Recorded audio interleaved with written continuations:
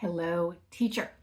My name is Cecily, and I am here with 5 different activities that you can do with your students to build community.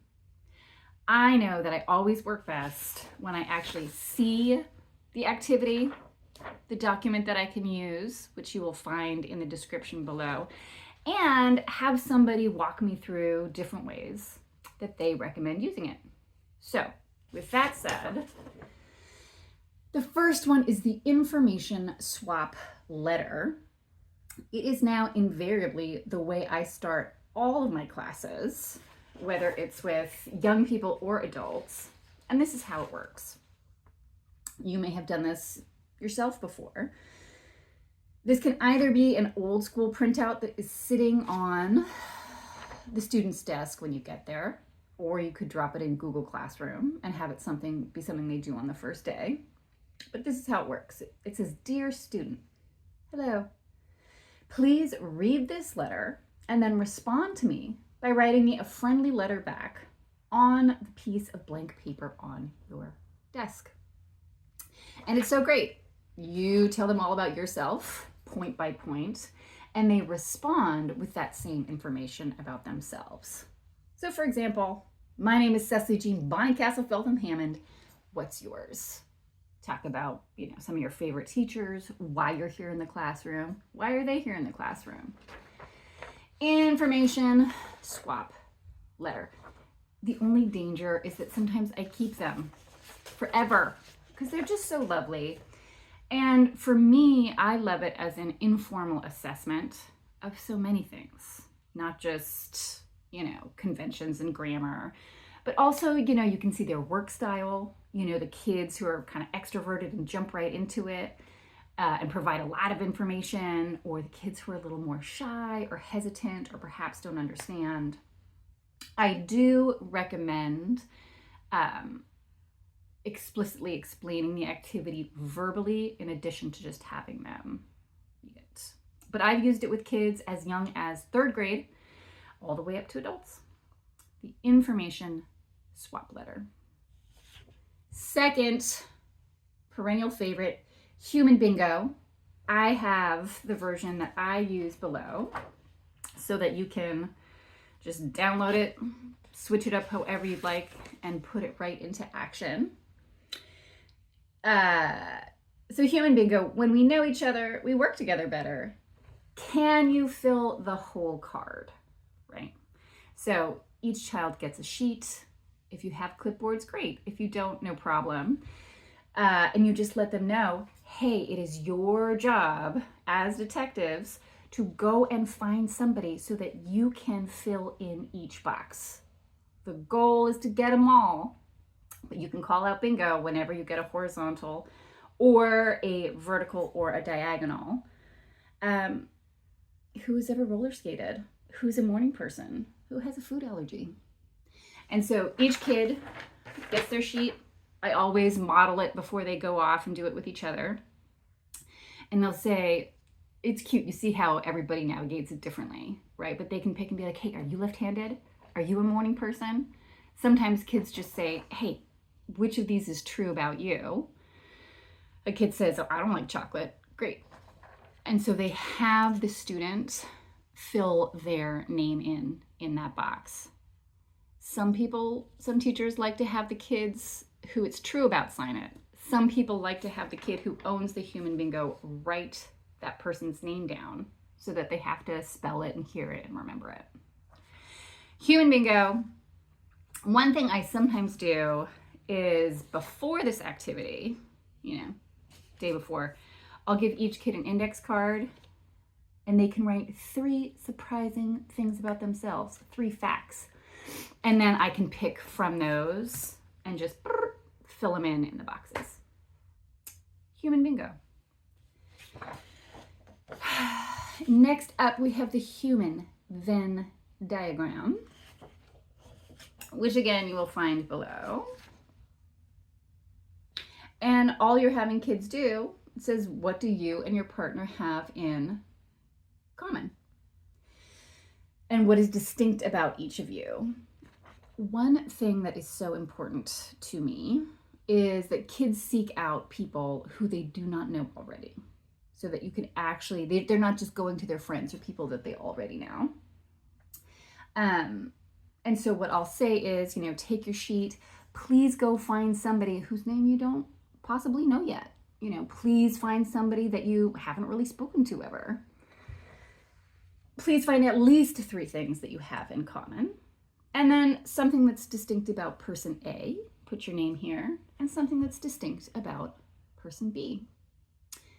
Always I model it first with somebody in the classroom, and then send them on their way. If you would like, you can also then do some low stakes writing afterwards and have them just write it up in a paragraph.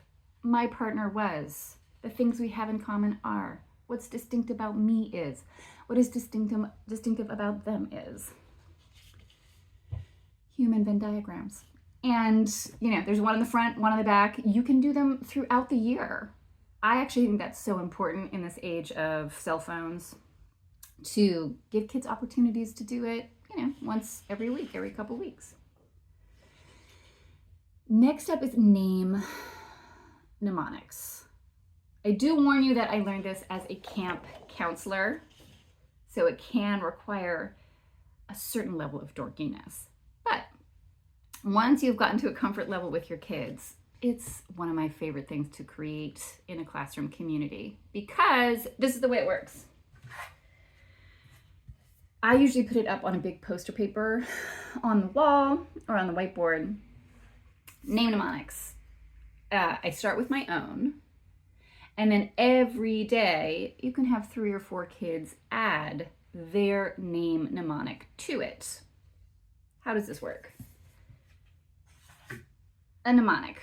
We explain that it's anything you create that's going to help you remember something, right? I put the example at the bottom of the sheet of my very excellent mother just served us nothing for Mercury, Venus, Earth, Mars, Jupiter, Saturn, Uranus, and Neptune for the planets. This mnemonic is a motion mnemonic, a movement mnemonic. So for example, right, mine might be Miss Hammond or Miss Hammond. Or if you want to make your mnemonic, your movement mnemonic, something that a child really likes, so that we can learn that about them. That's something I did this past year. It could be Miss Hammond. Every child needs to come up with a movement for themselves following only these guidelines. It has to be simple enough for everyone to be able to do.